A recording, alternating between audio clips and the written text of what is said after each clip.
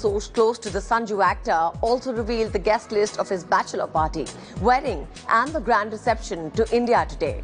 Here's our special report. Ranbir Kapoor and Alia Bhatt's wedding is just around the corner, so could there be anything else fans would be talking about? Certainly not. The duo is denoted as one of the most loved and celebrated couples in Bollywood, and fans are eagerly waiting for them to tie the knot and make it official. Ever since it has been discovered that marriage is on the cards for Ranbir and Alia, fans have only been getting super elated even with slighter details they read or hear about the intimate ceremony. Amidst this excitement, India Today has learned that Ranbir Kapoor is all set to host a grand bachelor's party ahead of his wedding. A close source to the actor said, and we quote, Ranbir is extremely close to Arjun Kapoor, Aditya Roy Kapoor and Ayan Mukherjee. The actor is planning a bachelor's party at his place. It will be attended by his close buddies from the world of showbiz and his childhood friends. This is Ranbir's way of throwing an impromptu bachelor's party.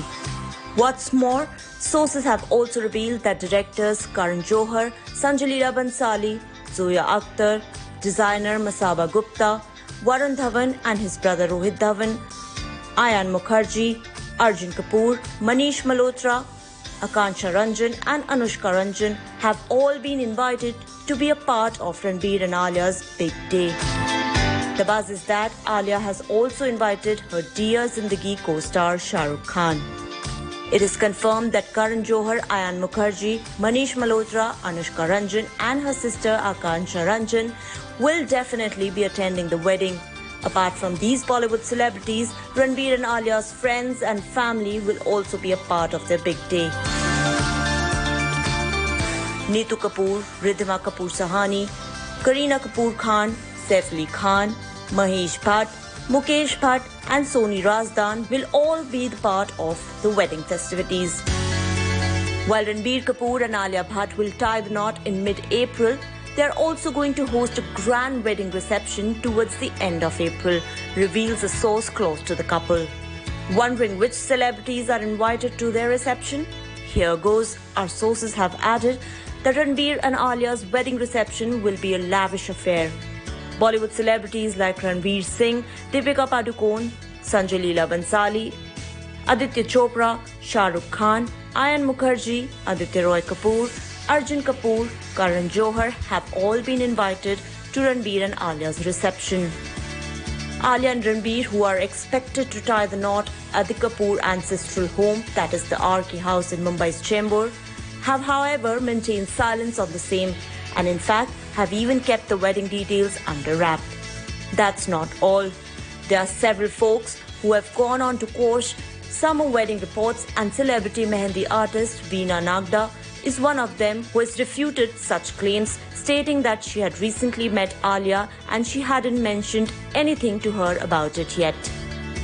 Even Ranbir's uncle Randeep Kapoor stated that he had no information of any wedding either. So for now, only thing that Alia and Ranbir fans know is that the wedding buzz is stronger than ever, something that doesn't lie. Entertainment Bureau, India Today. Alia Bhatt and Ranbir Kapoor may not have confirmed their wedding date, but the couple and their families have been dropping hints that it's finally happening, and in April for sure. Here's a special report on this.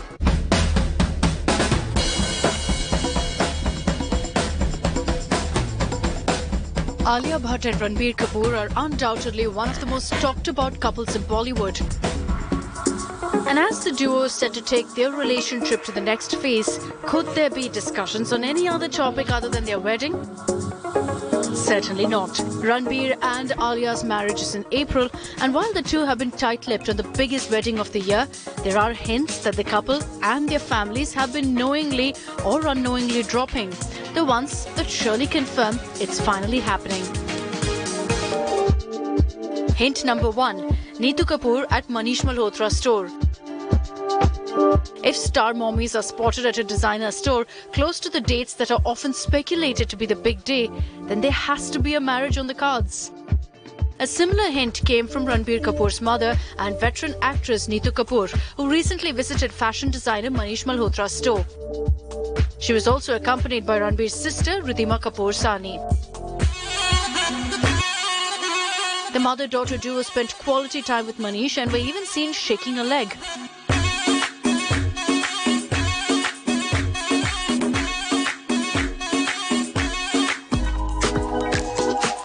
Ranbir and Alia at a sari store.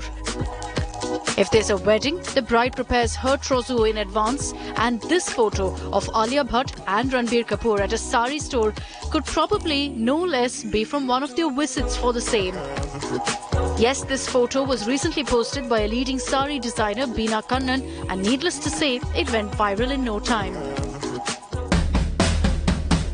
Hint number 3, wrapping up the Brahmastra shoot.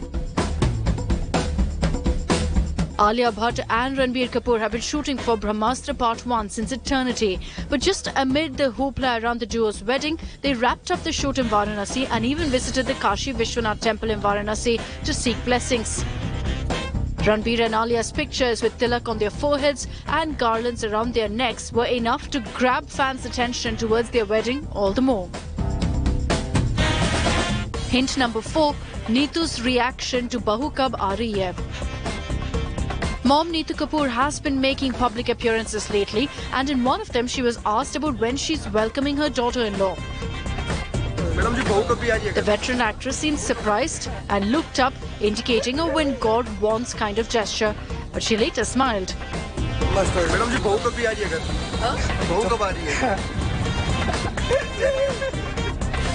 So yes, there may not be any direct confirmation from Alia Bhatt and Ranbir Kapoor or even their families, but these hints are certainly piquing fans' interest for the biggest wedding of the year. Entertainment Bureau, India Today. From wedding planners to photographers and even mehndi artists, celebrities are known to get married with supreme secrecy. In fact, there are also striking similarities in terms of the menu they choose, the designer outfits they choose. So will Alia Bhatt and Ranbir Kapoor's summer nuptials be same as other celebrity couples? Take a look at the special report by my colleague Dipali Patel.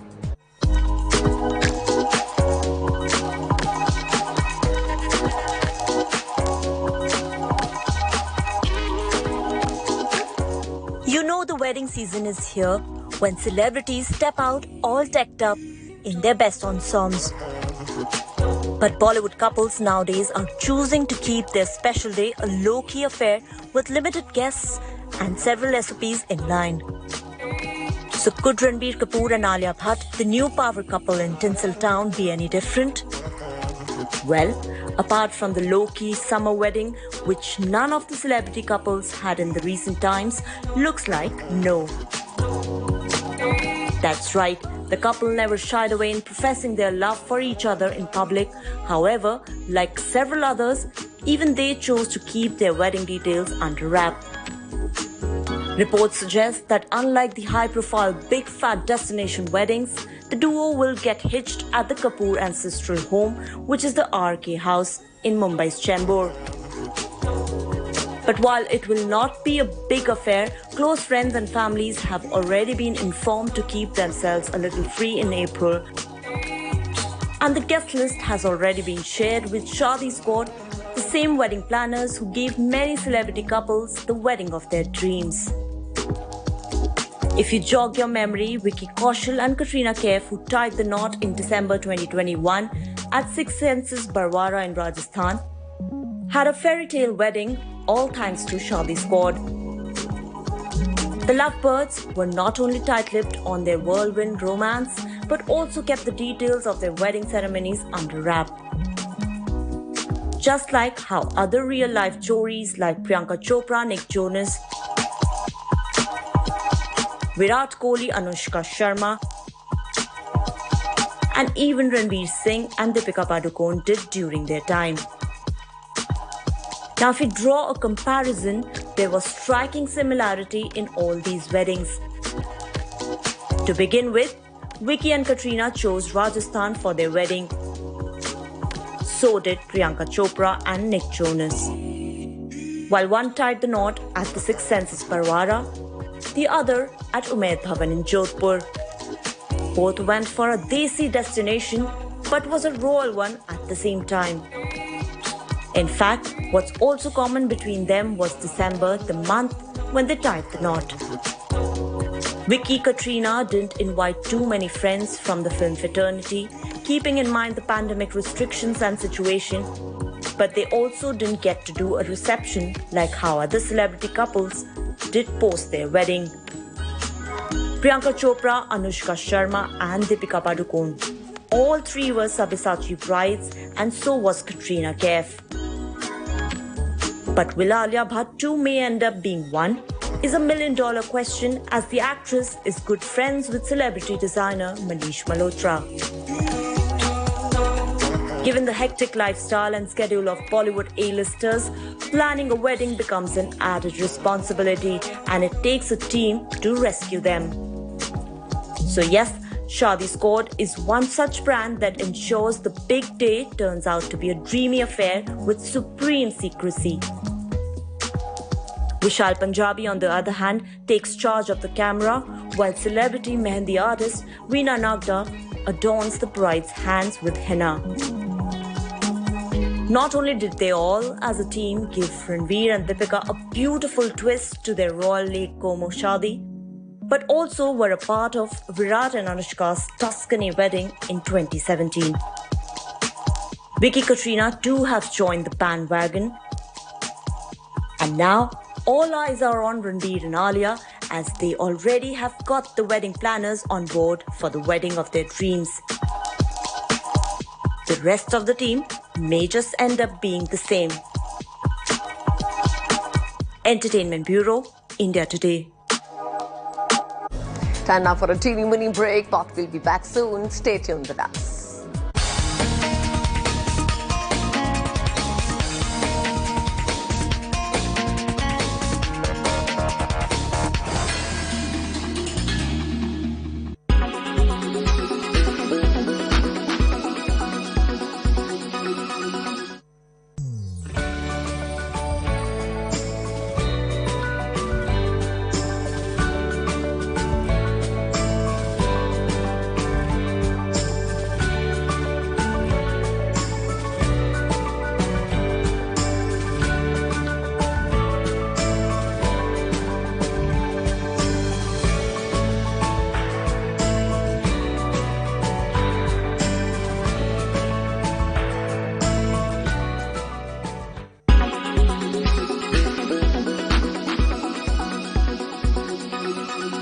When it's the world's biggest news story, there's only one gold standard of journalism. When it's the world's biggest news story, there's only one gold standard of journalism. When it's the world's biggest news story, there's only one gold standard of journalism. You are watching India Today. You are watching India.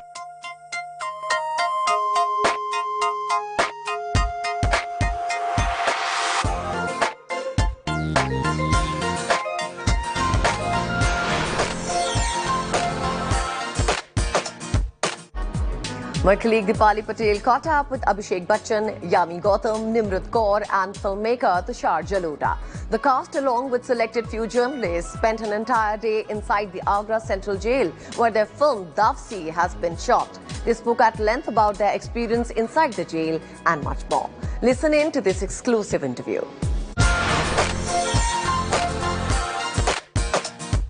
उस दरवाजे से sir झुका के घुसूं इसमें। वह उतनी के यो चौधराहट की पगड़ी है, झुकती कोनी। पूरा गेट खुलवा।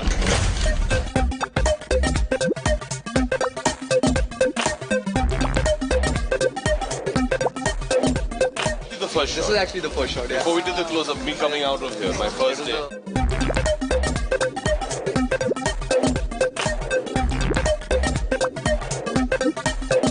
सरकार चलाने के बाद मैं गाय भैंस ना चराऊंगी।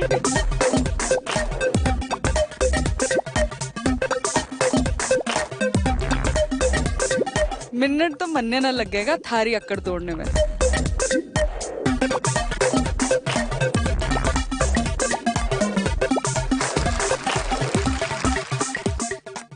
am at the Agra Central Jail and I have with me some special guests, the lovely star cast of film Dasvi. Welcome to India Today Television and thank you so much for talking to us. Thank you for having us. You know, we are at the same spot where you shot your film just a year ago. Take me through your experience. Was it your first time inside a jail? And did you get to speak to the inmates or officers, anybody? Thank you for having us. And this is actually the very barrack where Ganga is lodged, right here, in fact. And we spent a good 6 weeks filming in here. And almost every day we used to walk through the jail and come here. This was the main area of shooting. That's the mess hall where Ganga used to eat. You know, if you've seen some of the songs, we've shot all over here in this Angan.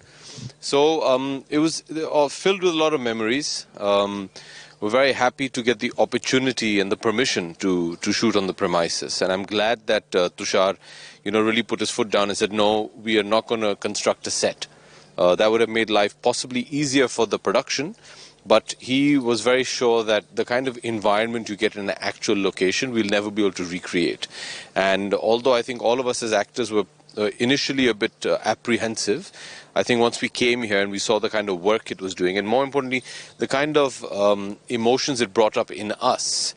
You know, if you take Jyoti Deswal, I think wearing the uniform, apart from just wearing the uniform, but just walking the premises and being accorded the respect that the jailer gets, I think that helps your performance.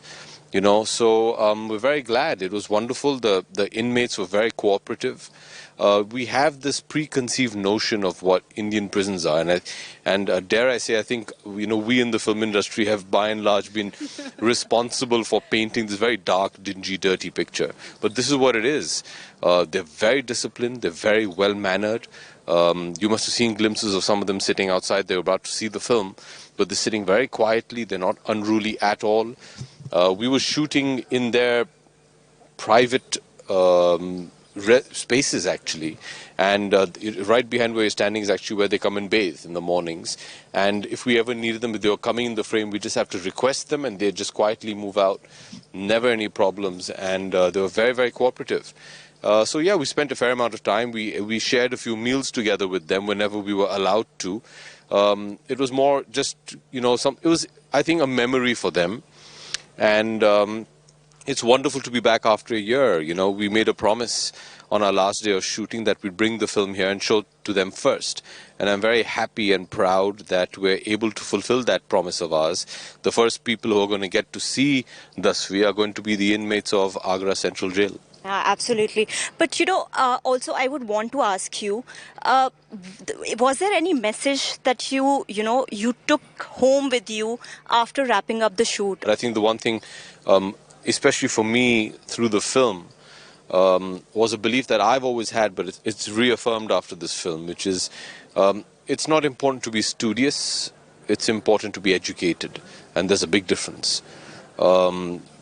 You know, we study and education is very important, but what's more important is how do you imbibe the learnings, and I think that's more important. It's not important about the grade that you get, but have you understood what the teaching is trying to teach you? That's the journey that Ganga goes on, and I think it was very fulfilling for me. Up. Very well said, actually. That's quite true. And you know, when we often ask this question, what did you take back home?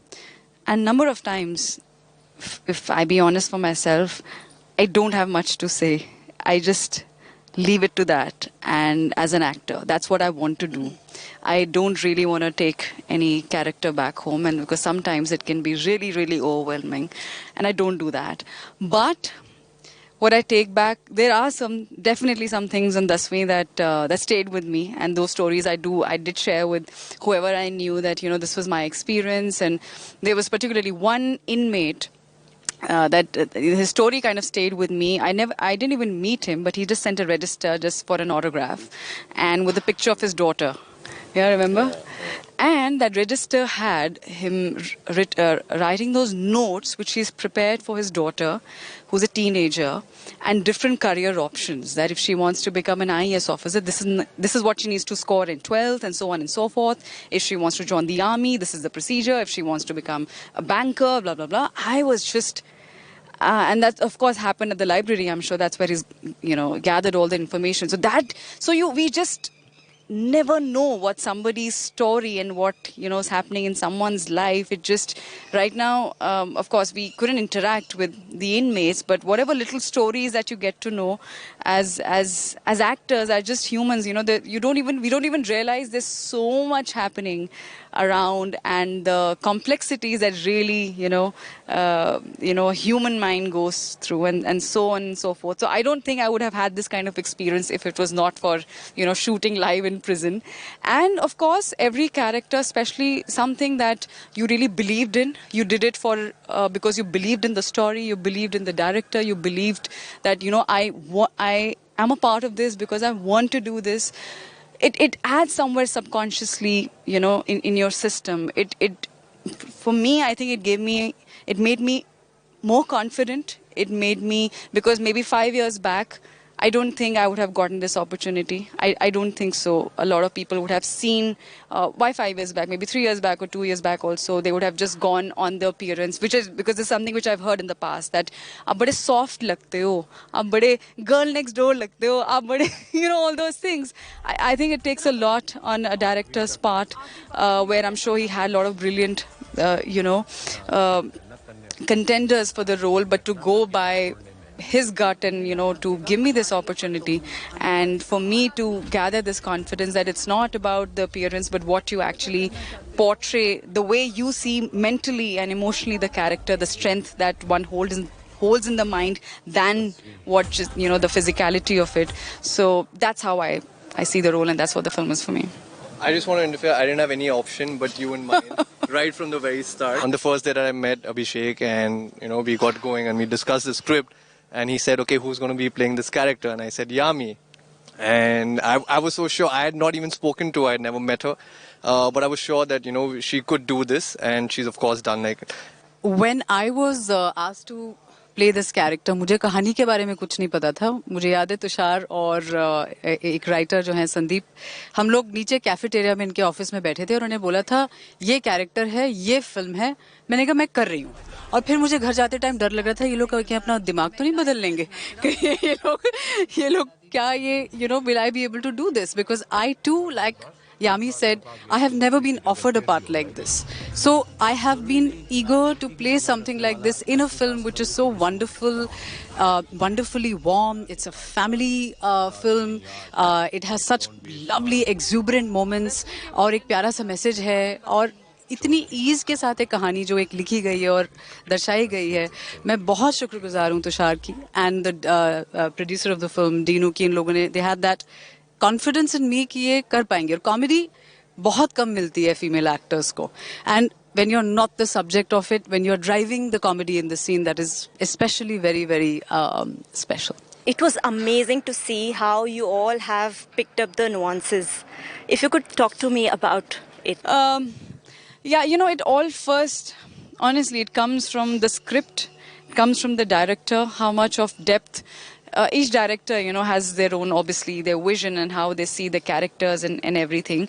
And they say, God lies in the details. And that's where I think, for me, a director becomes a brilliant director, where he focuses on those small things which could be missed, could not be missed, but it's important because that is what makes, the character or, the story. And Tushar, yes, he's very sweet and he's very smiling, very nice person, but he's a tough taskmaster. Tyrant. Tough is a tyrant. नहीं, but in the sense आपको पता भी नहीं चलेगा कि वो कब आपका सुर, हल्का सा यहाँ से हल्का सा यहाँ कर गए. And that's what our job is. We're looking for filmmakers, we're looking for directors who are there to take that performance and who are focused on the performance and make you do something what people don't expect out of you, and which is important to the story. So, and of course, मतलब जब हमारी हरानवी class होती थी वो साथ में बैठते थे. एक भी दिन ऐसा नहीं हुआ है that absolutely वो नहीं हो. So all it's all up to him. It's all thanks to him. It's all his fault. It's all his fault. No. Just want to add that, this is what I've heard, like what's not written is the scene, and only actors make up that scene. So it's you got to give it to the three of them and the other cast and crew. I mean, the other cast who's like really elevated the scenes. And yeah, I mean, I can only guide them up to a point. Beyond them, it's up to them, and they've done that brilliantly. Okay, so for all of you, I have a couple of questions regarding Dasvi. Okay, so I'll ask you questions and you'll have to answer quickly. So first question is, how were you as a student in Dasvi? Very good. Very average. Pretty good. Good. I was above average. Okay. If you had to relive one moment from your Dasvi days, which one would it be? Maths Viva. I couldn't get a single. Ooh, it's a hit. It's a ladybug. Yeah. Good luck. Yeah. Let it be. Ladybug. She's not supposed to fly, right? No, she flew. Oh, You just flew her. Oh, sorry. She's back. She's back. She's back. Good luck. Yay! Okay. Oh, 1 second. She's crawling up your neck. 1 second. Okay. It's back on your shirt. अभी निम्रत अपने ऊपर डाल रही है ऐसे. नहीं, वो picture hit तो sorry. Yeah, my maths Viva. If you were to live one moment from your Dasvi, which one would it be? For me, it would be my birthday because I never got to celebrate it through my school life. March, annual exams, preparation, light nahi hai, machhar kaat rahe hain. I really want to celebrate my birthdays, all my birthdays. Abhishek, you? No, nothing. Nothing? No, it's fine. How nervous were you during your Dasvi exams? Oh, very, very nervous. Extremely nervous. Yeah. Yeah. Absolutely sleepless, overeating, all of that. Yeah. Which she did in the film also again. So she was the one reliving Dasvi. Yeah. Slept very well. Yeah, of course nervous, of course. But I think I was more nervous in 9th and in 10th was fine. 10th was okay. If you could go back to school, which class would you want to revisit apart from Dasvi? No, I think it would be including Dasvi. Some of the best days of my life, they've been from school. So I wouldn't trade that for that. I would agree. Okay, last... You've been to 4 different schools, so... One subject you felt like it was a nightmare in Dasvi? Physics. Yeah. Physics. बस दूसरा attack आ गया तो 10वीं की जगह 13वीं हो जाएगी. जरूरी नहीं राजनीति की समझ रखने वाला 10वीं पास करने की भी समझ रखता हो. पढ़ा लिखा जाट सोड़ा दुनी आट. So don't be smart. 10वीं के ओपिनियन पोल्स आ गए हैं. आपके बस की नहीं है. चौधरी का कद ना कभी कटा है ना कभी कटेगा. 10वीं तो चौधरी कट के रहा है. And that's all we could pack in the show today. Till next time, thanks for watching and goodbye.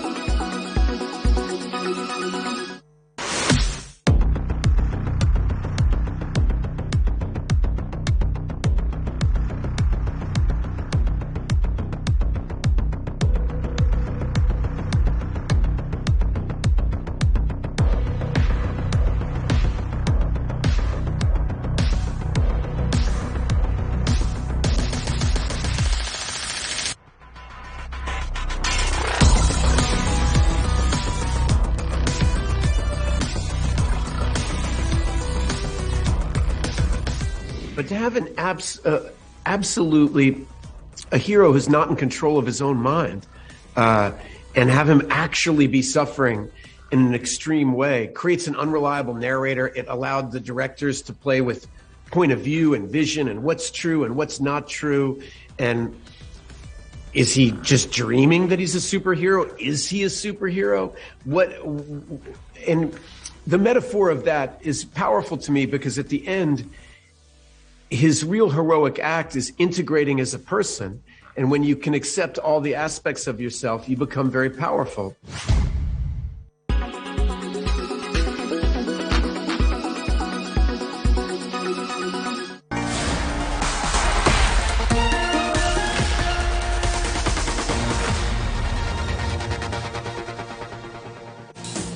Good evening, hello and welcome. You're with the news today, your primetime destination news. Newsmakers, talking points, the 14th fuel price hike in 16 days.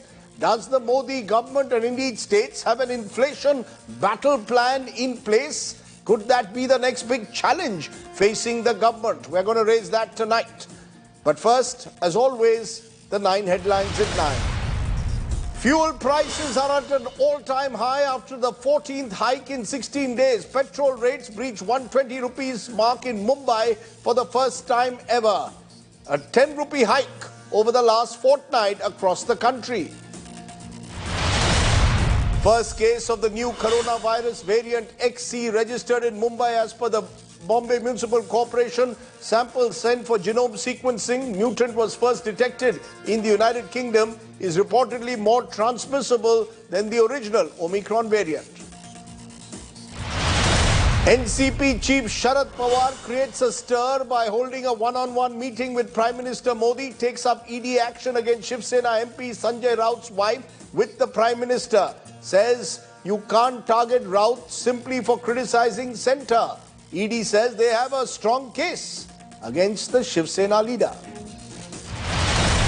Most wanted terrorist and Al-Qaeda chief Ayman al-Zawahiri wades into the hijab row, praises pro-hijab activist Muskan Khan, pens a poem for her. Karnataka Home Minister now calls it a global conspiracy.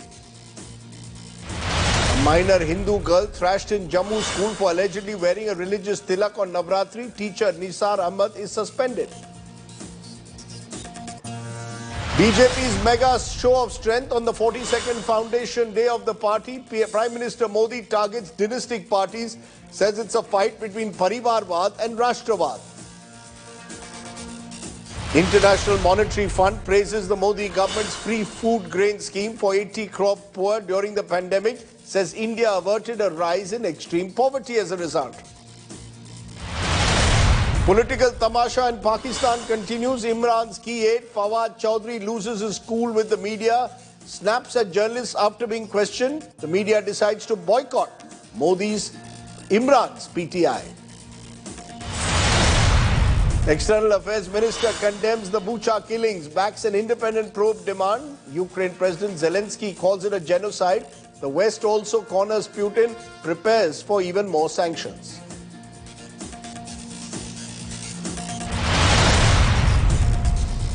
But let's turn to the top story that's breaking tonight. The first case of the new coronavirus variant XC has been registered in Mumbai as per the Brihan Mumbai Corporation. The sample of a 50-year-old woman has now been sent for genome sequencing, who is suspected to be infected with the subvariant of Omicron XE, the mutant that was first detected in the United Kingdom. It is seen to be a combination of BA1 and BA2, the two Omicron variants, and is seen therefore by many to be far more transmissible, though less virulent.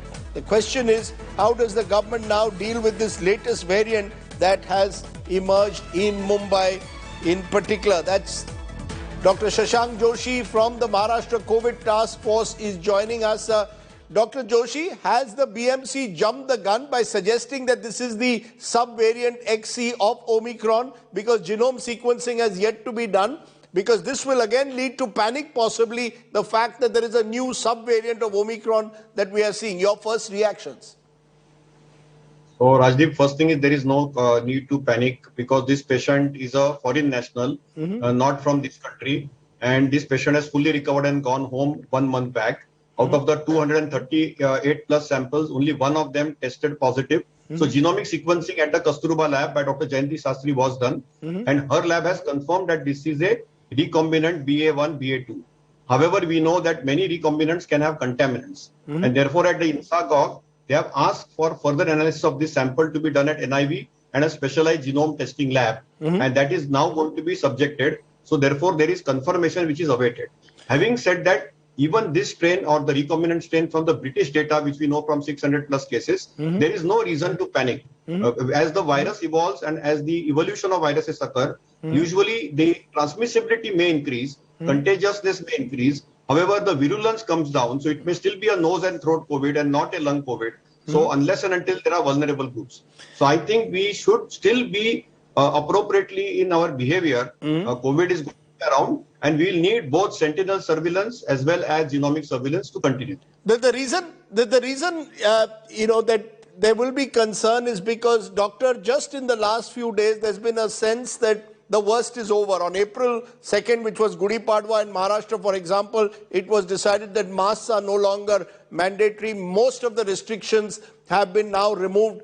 The emergence, possible emergence that the new XE variant is around, would that result in a return to some of those restrictions, or is it too early to suggest that? No, I think it's too early to suggest that. It's most unlikely. For the next 3 to 6 months, I think we have hybrid immunity. A large exposure from Delta and Omicron, a large population vaccinated, and we are still recommending voluntary mask as a habit, a good health habit, particularly in indoor, poorly ventilated, crowded spaces. And I think that is what is being recommended. Now, people have to be responsible, but currently the number of cases being reported, even from Mumbai city, are in single and double digits. So they are very, very low. And therefore, I am not at all concerned over the next 3 months at least, unless and until there is a major deviation. And even WHO has neither labeled this XE variant as a variant of concern or a variant of interest. So they haven't labeled it a variant of concern, Doctor, but they have said that it may be more transmissible than the previous mutants. They've also said that this is a stealth variant because of its ability to possibly evade detection. At least that was the case with BA2. So when you combine BA1 and BA2 to create this new subvariant, should we be worried at all? Or are you saying just relax, there is absolutely no reason to worry at all? We can't make absolutes because COVID is predictably unpredictable. But most likely, there is a very high probability that we don't have to worry. In a sense, are we therefore saying, you use the word hybrid immunity? Does that suggest that because of all that has happened over the last 12 months, the first wave, the second wave, then Omicron earlier this year, have we reached that stage of endemicity? Can we now say with confidence that the pandemic has become endemic? So even if there are these subvariants that emerge, there is a sufficient amount of endemicity. Can I say that? Or would you call it hybrid immunity, the word you used? So I think there is a high possibility of population immunity which has emerged in India very clearly. And the word endemic is only used when WHO declares the pandemic over. So if it had declared the pandemic over, I would have used the word endemic. Otherwise, I cannot use that word technically from a public health standpoint. But one thing is very clear that we are sitting pretty on a very large exposure of hybrid immunity.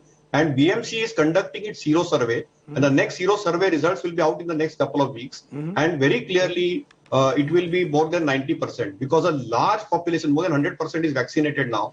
And also a large proportion has been exposed to the virus. So when there is hybrid immunity, it is more robust. So I think there should not be any major challenge which is seen at least for the next 3 months.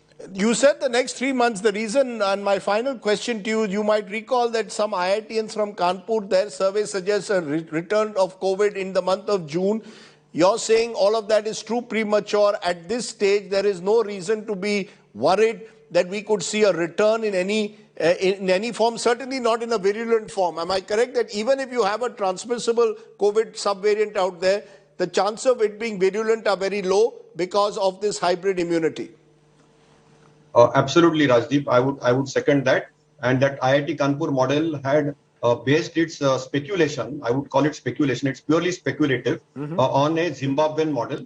And therefore, we should not sort of there. Waves will keep coming and going in any viral illness. But it is likely that the viral behavior is likely to be less virulent as the evolution occurs. Okay. And with the robust immunity, I think we should be good to go at least for the next 3 to 6 months, at least 3 months for sure. Okay, that's very reassuring because when this report came a short while ago, predictably certain panic buttons were set. But as you're saying, just be careful, don't be complacent, but there is certainly no need to panic at all. Dr. Joshi, I appreciate your joining us and giving us a sense of what the possible emergence of this new variant means. Thanks very much for joining me there from Mumbai. Okay, let's turn from there to something that should concern us at the moment, which is fuel. That's right. Fuel prices hiked again by 80 paise today. This was the 14th hike in 16 days. It means that over the last fortnight, fuel prices have risen by rupees 10 per litre. Now, both fuel and petrol selling more than 100 rupees a litre in many cities now. Mumbai topping it with over 120 rupees a litre in the maximum city. How is this hike, though, affecting the Aam Aadmi? And crucially, could it result in an inflationary spiral affecting other goods as well? That's the question we are going to raise. It's our top story tonight. 14th hike in 16 days. Fuel prices are up 80 paise again, and more than 10 rupees in 16 days. Petrol crossed the 100 mark a few days ago, and now diesel has also crossed it in many cities. The hike is burning a bigger hole in the pockets of the Aam Aadmi, with household budgets going for a toss. सारी चीजें आप टमाटर महंगा, आलू महंगा, प्याज महंगी, सब्जी महंगी है, तो सारा ही बजट है खराबी हो गया हमारे घर का, तो बजट ही खराब है। तेल पे भी भाव बढ़ा दिए, घी पे भी बढ़ा दिए, सब्जी पे भी बढ़ा दिए, अब गरीब आदमी क्या खाएगा? तो कितना असर पड़ रहा है? पहले 100 रुपए अगर खर्च करती थी सब्जी पे, तो अब कितना करना पड़ रहा है? अब तो ज्यादा हो रहा है, अब तो 200 में भी सब्जी नहीं जाती एक परिवार की। The hospitality industry, which is still reeling under the impact of the pandemic, is facing the brunt of the hike in cooking gas prices. Commercial LPG cylinders now cost more than 2,250 rupees in the national capital.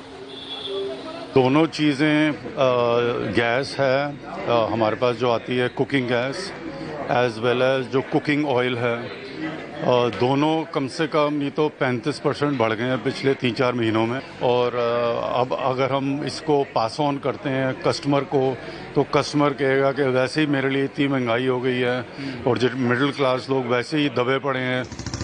The price hike has hit auto rickshaw and cab drivers hard. बहुत बड़ा असर है क्योंकि सीधा सीधा हमारी जेब के ऊपर बहुत तगड़ा असर हो गया है. ये समझ लीजिए रोजाना के 100 रुपये एक्स्ट्रा हो गए हैं हम लोगों के ऊपर. पहले हम लोग 140-150 में सीएनजी फुल करा लेते, इस टाइम 250 रुपए की फुल होती है. The opposition has raised the spiraling fuel prices in parliament. While the direct impact can be seen on the increase of prices of vegetables, those associated with the pharmaceutical and restaurant business say that they too are facing the brunt. While the cost of raw material is going up day by day, transportation cost is increasing, the profit margin is reducing. They say that if this trend continues, they will have to eventually pass on the burden on the customers as well. With video journalist Himanshu Sharma, this is Amit Bhardwaj for India Today from Delhi. Now let's bust a few myths at the top, because it has been said that fuel prices are going up because of the Ukrainian war, because global prices are up. Now the fact is, fuel prices were not increased for a full 4 months between November and February during the elections in the 5 states. Remember, Brent crude price on December 2 was $70 a barrel. It continuously rose. On March 1, the rate was $105. But for these 4 months, petrol and diesel prices remained static, rupees 95.41 paise and 86.67 paise per litre in Delhi. So while global prices were rising between November and March, our oil companies did not pass on the burden to consumers. Why? Because there were elections. The first hike then comes on March 22nd. This is after the election results have been announced. By then, crude prices have risen to $116. Remember, the war in Ukraine is on at that time. Crude touches $121 a barrel on March 23rd. Now, significantly, crude has gone down since to $107. But petrol and diesel prices have kept rising in India over the last fortnight. Today, a litre of petrol costs 105.41 rupees in Delhi, diesel rupees 96.67. It's much higher in Mumbai, where it's cost 120. The point I am making is can we really say that fuel prices are being linked to global prices? Or is this simply the oil companies doing what they believe is at that particular moment for them the instructions they are given by the government? My question tonight, does the Modi government have an inflation battle plan? Is the fuel price hike the only option at the moment? Price freeze during polls? What is happening now? Why the burden being passed on to the customer? Is it because of the excise and duties and taxes that the government is collecting? Gaurav Vallabh, Congress's spokesperson, joins me. Sanju Verma, BJP spokesperson, and Rahul Srivastav, our national affairs editor, is with us. Sanju Verma, since you often complain that you don't get enough time, my only request to you at the start, don't cross-talk when the other person is speaking. I am going to give you 90 seconds to just explain to me what is the government's policy when it comes to fuel prices. Because the fact is, in the last fortnight, there have been at least 3 days when global crude prices have gone down, and yet in India, the prices have kept going up. Please explain to me, can you give me what the government, Modi government's policy towards fuel is? Is it simply to use it as a cash cow and pass the burden on to the customer, especially the middle classes? Your 90 seconds starts now.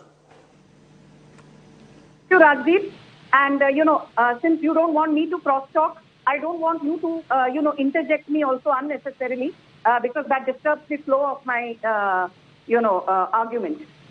First and foremost, I have said this ad nauseum that the central government took the initiative last year of reducing excise on petrol and diesel.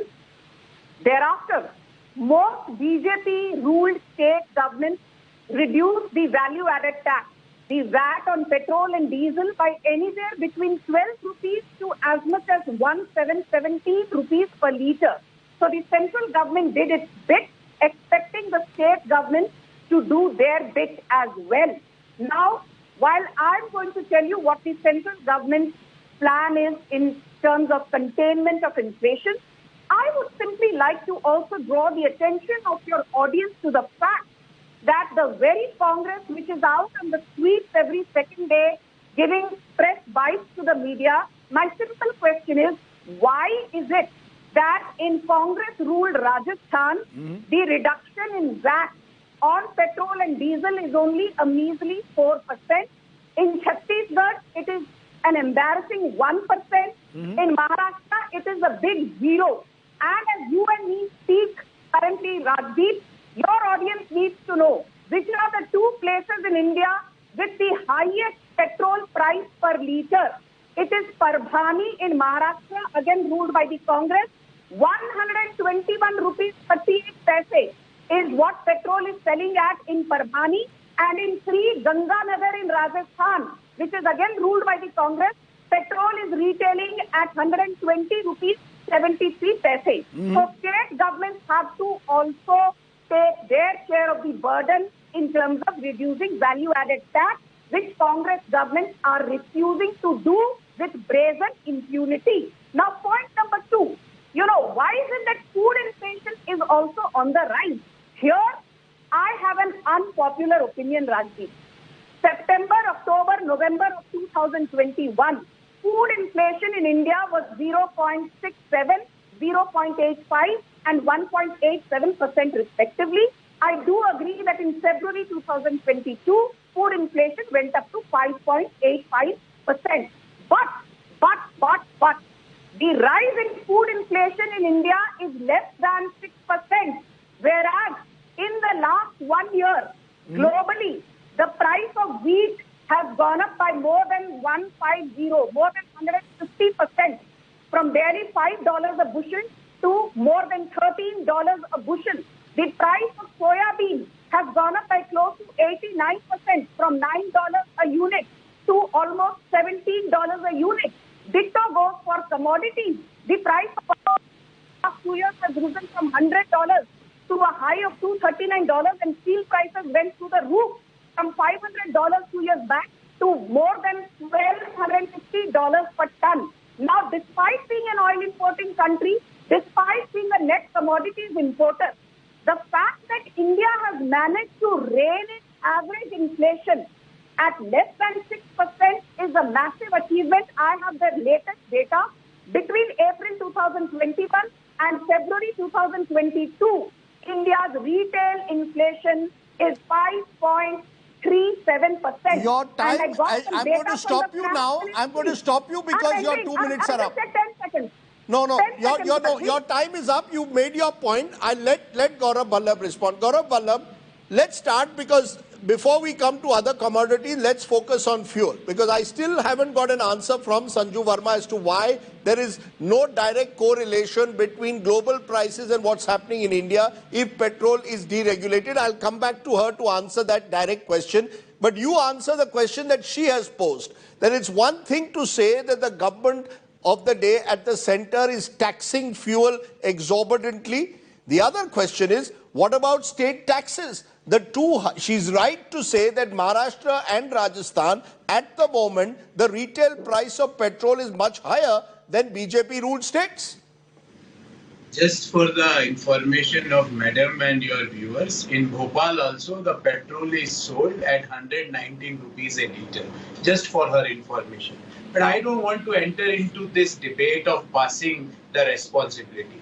The question which is first and foremost, that who had increased the excise duty on petrol from 9 rupees to 22 rupees? Who had increased the excise duty on diesel from 3 rupees 50 paisa to 22 rupees? The answer is Modi government. And by doing that, by increasing the excise duty on petrol by 200+% and excise duty on diesel by 500+%, Modi government had collected in last 8 years 26.51 lakh crore rupees. And in our country, we have 26 crore family. So without informing us, Modi government had collected from each family of our country 1 lakh rupees as fuel tax. Where is that money? Why that money can't be utilized when the global oil prices are going up? Why that money can't be utilized to give relief? That money is going into free ration at election time. That money during COVID years, this is what government sources tell us, goes into providing people public benefits in tough times like COVID times.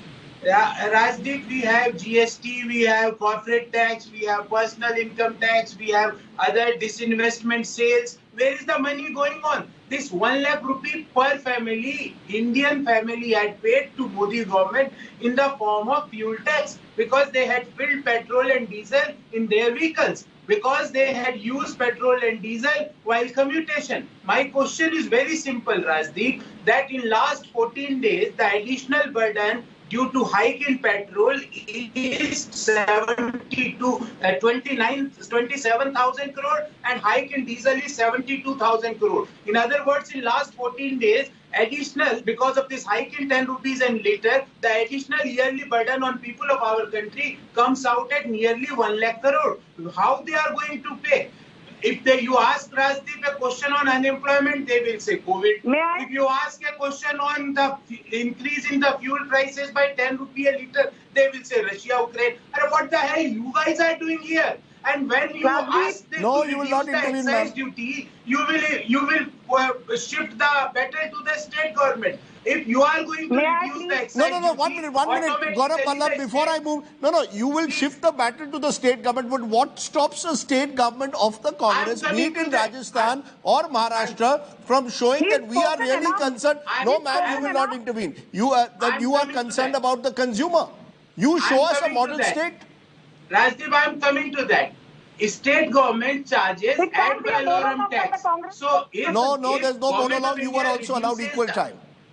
See, if Government of India reduces the excise duty, automatically the state VAT is going to reduce. So that's what I am saying. If Government of India reduces excise duty to 2014 level, the petrol and diesel prices will be reduced by at least 18 rupees a litre. Okay. When it will come down by 18 rupees so you are saying that you made your point now. You made your point, to which, Sanju Verma, you did not answer that. Between 2014 and 17, global crude prices were low. In fact, at one stage at an all-time low in 2015. You did not pass on the benefit to the consumers. What did you do instead? You increased excise by almost 200% over 3 years. Instead of passing on the benefit to consumers when global oil prices were low, you used it to garner resources. Now when global prices are high, you've chosen to pass on the burden to the consumers. You have, when there were elections between November and February, you did not pass on the burden to consumers because you wanted to win an election. Clearly the oil companies are not independent. Oil is not deregulated. The government of the day is using fuel as its weapon for election victories or to garner resources. I want clarity. What is the Modi government's policy on fuel? Answer that, 60 seconds uninterrupted. Rajdeep, I did not think you were asking a question. You were behaving like a Congress spokesperson, trying to lay out what all has gone wrong with the Modi government. I don't think you're an economy-related expert to wax eloquent on what the I'm government asking a should do or question. should Again, not you're do in making it terms of personal. No, ma'am. economic- Stop making it personal. I asked a simple question. I speak for the people of this country. You cannot get away without. You cannot. Don't make me the. Don't shoot the messenger. You answer my question. Your job is to ask questions. I asked the question. Please tell me. Why did you not pass on the benefit to consumers? 2014 to 17, global oil prices were at an all-time low. Why did you not pass on? Answer me the question. Answer my question. Yes, so please allow me to answer. Please go ahead. You gave a lamba chauda bhashan and now you want me to respond to your bhashan in 60 seconds. Wow, that's called being unfair. Okay. Let me tell you very clearly, Rajdeep Sardesai, since you keep asking what has the Modi government done, what has the Modi government done, what has the Modi government done, this is what the Modi government has done. Today we run the world's largest financial inclusion program called Jan Dhan Yojana with more than 45 crore bank accounts open. During COVID, we were giving free ration every month to 81 crore people and the total cost is going to be 3.4 lakh crore because the government has decided to extend the scheme. There is free COVID vaccination for those who cannot afford it in government hospitals.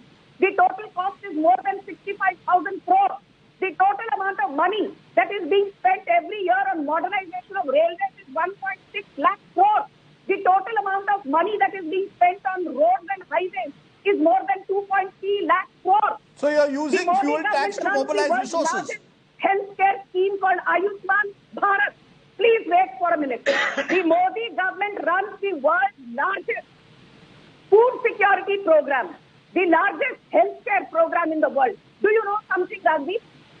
What is the price of fertilizer in international market? It is almost 40 to 50,000 rupees a ton.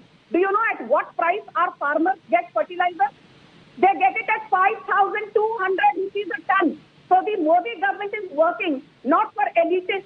The Modi government is working for people lower down the run. Okay. Who gave women, bank account holders 500 rupees every month during COVID.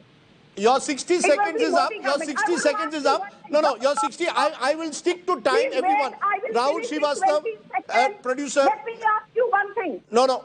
Rahul Srivastava, you heard Sanju Verma, you heard Gaurav Vallabh. Sanju Verma seems to be suggesting, when I asked her the direct question, that why don't you pass on the benefit to consumers when global fuel prices come down?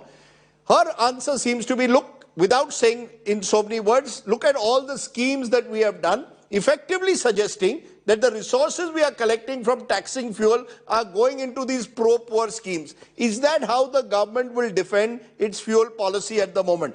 Therefore, fuel could keep rising, go past 130 as well, because the monies collected will be used for these pro-poor schemes that win you elections.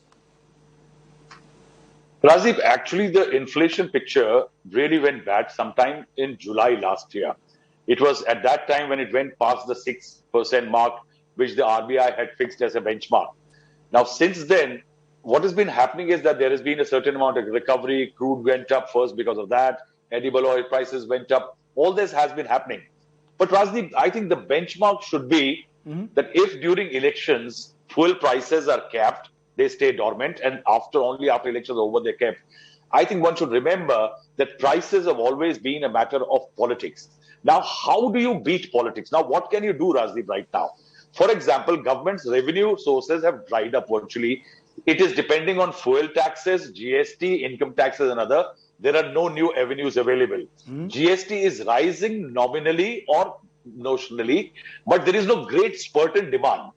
Beyond that, if you see that the government finds it very difficult at this moment because it has to look at growth. So RBI is more bothered, less about inflation, more about the growth recovery element. Now, in this, what has been happening, Rajdeep, is basically a political game is being played, or an economic game is being played, in which what the government has been doing, and if Gaurav Vallabh has made a very valid point, the government collected 26 lakh crore. That is a whopping amount of money, but Rajdeep, every pie the government earns, 41% goes to the states. So if the center is earning more, even the states are earning more. Rajdeep, it's a very clever little game that you take money from the public from one pocket through fuel taxes another, and you give them as dole in other pocket. The public eventually will have to weigh what they have gained in the process. Rajdeep, everybody is paying indirect taxes because you buy toothpaste, you buy everything else. So if fuel prices have gone up, eventually a farmer also has ended up paying the indirect taxes. Let me take that to Gaurav Ballabh, because vaccination drive, we are funding 3.5 lakh crore rupees for the food drive. So the government says we have given you this, but what have you taken away? The government does not give a measure of that. And Gaurav even Ballabh, the state governments are doing the same thing now. Let's be honest, when it comes to fuel, state governments are also getting the benefit of this tax rate, of the hike in taxes. It's not as if the money is only being cornered by the Modi government at the center. It's passed on to the states, which is why states also are not objecting. It's very interesting. We are not seeing protests from the Maharashtra government where you have an opposition ruled government. We are not seeing protests in Bengal where there is an opposition ruled government, because they are also benefiting from these high taxes. Firstly, Rajdeep, Rahulji made a very good points, but one point he is technically wrong. Because when he says that on this 26 lakh crore, state governments are getting money, he is wrong, because Government of India had cleverly imposed the cess. And on cess, there is no devolution. State governments are not going to get anything on the cess. So this 26 lakh crore, primarily the major portion, and when I say major portion, around 80% of that will be there in the kitty of the Government of India. Second thing, Sanju Verma ji had made a point that we had used this 26 lakh crore for development program. Madam, as an economist, this is the worst thing you can do, because this 26 lakh crore which you had collected is regressive in nature. So petrol and diesel prices, when you impose tax, the same tax you collect from Ambani and Adani, the same tax you collect from the middle income group people of our country, and the same tax you collect from the lower income group of our country. So that is the worst taxation policy as far as economics is concerned. Then you had raised a point of dynamic oil prices or petrol prices. Rajdeep, this is the daily good morning gift. Modi ji gives good morning message on WhatsApp to everyone. That today I had increased by 80 paisa. Today I had increased by 40 paisa. Please don't interrupt. Please stop talking gibberish. Please, ma'am, thoda sa decency. People are watching. Stop talking gibberish. No. He must be allowed to speak. You may think it's gibberish, ma'am. He's not calling what you're saying gibberish. Let you hear him. When I ask you, you can say gibberish. Go ahead. So Rajdeep, the fuel prices are not dynamic. Yes. The fuel prices are Modi-namic. When I say Modi-namic, today Modi ji is in a good mood because he had seen a more dancing in his garden, so he is imposing 40 paisa. Today there is no more dancing, no peacock is dancing in his garden, so he is giving good morning gift of 80 paisa. So there is no dynamism in the... No, 1 minute, ma'am, you will not intervene. Producer. Then, please. Please have... Yes, go ahead. Some decency. Gaurav Ballabh, complete your point. So I am saying the Modi ji is giving daily good morning gift to the citizens of our country every day based on his mood. Sometimes he gives 80 paisa hike in petrol and diesel, sometimes 40 paisa hike, and 40 paisa and 80 paisa is dependent on whether the peacock is dancing in the garden or not. Okay, that's your Gaurav Ballabh. Now let me turn to Sanju Verma. Sanju Verma, just a minute. Sanju Verma, just a minute. The government keeps saying that the oil companies are taking these calls on fuel price hike. I am giving you particular days now. March 25th, March 29th and April 5. On all these days, the price of global crude oil decreased, but domestic fuel price rose on that particular day. Do we deserve as consumers an explanation or not for this? If you are saying oil is deregulated, if you are saying it is linked to global prices, am I as a consumer not going to get the benefit of it? Are you telling me, we the middle class consumers will have to pay so that the schemes that your government has in place can actually work on the ground? Say that. Be open about it. We are mopping up resources for these various schemes. Please don't look at global prices. Rajdeep, I'm coming to your question. I'm responding. Please. First and foremost, foremost, Rahul Srivastava made a very valid point. I discussed this last time also on your debate a week back, and I'll just reinforce that. The government collects for every 100 rupees, that petrol sells at.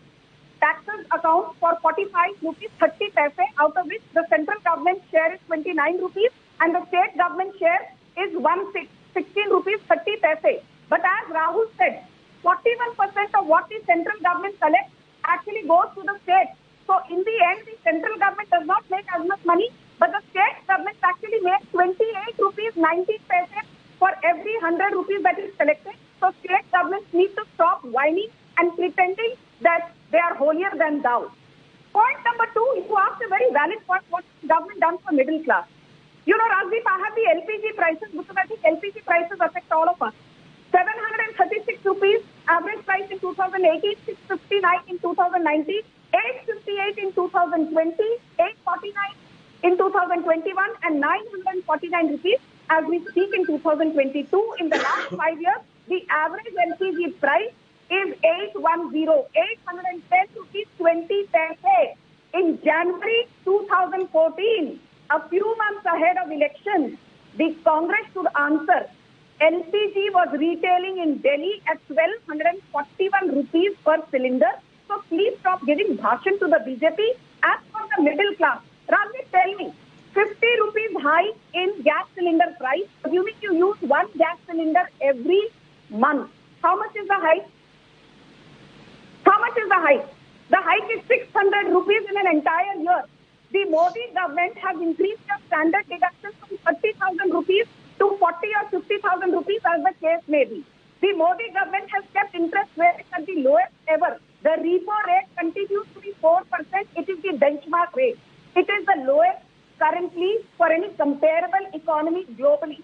And remember that every time the repo rate rises by 100 basis points, you end up selling 4,000 rupees more on a 1 crore loan for 20 years. So by keeping repo rate at 4%, if you are somebody who's borrowing a home loan or a car loan, you actually have benefited to the tune of massive amount of money. The economic logic it seems to be, we will take from one hand and try and give you a little bit from the other. Quick response, Gaurav Ballabh, and then I'll get a final word from Rahul Srivastava. Very quick. Rajdeep, first and foremost, as I told, that this 26 lakh crore which was collected as a fuel loot tax by Government of India is in the form of cess. So state governments are not getting anything. That's what I was telling. And second point, Rajdeep, when the unemployment rate is at 7.5%, when the country is facing worst unemployment in last 45 years, and as we have seen that the GST collections and income tax are not picking up, on that day, if you are increasing the fuel prices in last 14 days by 10 rupees a litre, it is a crime. It is a crime. I will say it is a crime. The politicians have had their say. Producer, let's take it to Rahul Srivastava for a final word. Rahul Srivastava, give us what you expect to happen in the next few months. Given the fact that there is no election till late this year, are we going to therefore see fuel possibly crossing 130 rupees? Because as you said, this is the one source of resource mobilization for a resource-starved government at the moment. Yes, Rajdeep, it's not just for the central government, but also for the state government. If Delhi wants to give free electricity or discounted electricity, where is the money coming from? It's coming from a tax, which is VAT, which is taken in percentage value. So each time the oil companies raise the prices by 80 paise, Mr. Kejriwal and his Finance Minister Manish Sisodia, they are laughing their way to the bank. Okay, Rahul's image unfortunately has frozen, but as he said, expect more hikes therefore in the months ahead. My only question is, then please stop this fiction and hoax that our oil companies are truly independent, oil has been deregulated, because that is simply not the case. Fuel is political and it has clearly political ramifications. I wonder what happened to all those who claimed in the UPA years, though, that they were going to cycle to work. For now, Sanju Verma, Gaurav Ballabh, thank you very much for joining me on the fuel debate. Let's turn from there to our top political story of the day, which comes from the Enforcement Directorate's action against Shiv Sena leader Sanjay Raut. It's raised a political storm now, ripples of which were felt today in the national capital. NCP leader Sharad Pawar meeting Prime Minister Modi. And Mr. Pawar made it clear that he told Mr. Modi that the Enforcement Directorate should not be used to target political rivals. What's the truth? Take a look. A day after Shiv Sena MP Sanjay Raut's property were attached by the Enforcement Directorate in an alleged money laundering case, NCP chief Sharad Pawar is batting for his alliance partner. Pawar met PM Narendra Modi on Wednesday, speaking in support of Raut. एक ही case देखिए ना, संजय राउत के खिलाफ action लेने की आवश्यकता क्या थी? क्या प्रोवोकेशन क्या था? Just because he is looking some settled, because sometimes he right, sometimes he criticizes. The issue also figured in Parliament, where the Shiv Sena MP accused the Narendra Modi government of misusing central agencies. Home Minister Amit Shah rejected the charge. देश में और समाज में पैदा हुआ है कि अपराधी कौन है, क्रिमिनल कौन है, जो आपको विरोध करेगा, जो आपको सवाल पूछेगा, आप उसको क्रिमिनल मानकर चल रहे हो। एक सदस्य ने कहा कि आंख में से आंख डालकर जवाब दे सकते हो। मैं तो जरूर दे सकता हूं अगर कोई आंख में से आंख डालकर पूछने की हिम्मत रखता है, जरूर दे सकता हूं, और किसी भी फोरम में रहे, क्योंकि मेरे मन में चोर नहीं है साहब। The ED had attached properties worth 11.15 crore rupees, allegedly linked to Sanjay Raut and his associates. These include 8 land parcels at Alibag, allegedly in the name of Sanjay Raut's wife Varsha Raut, and Swapna Patkar, wife of Sanjay Raut's associate Sujit Patkar.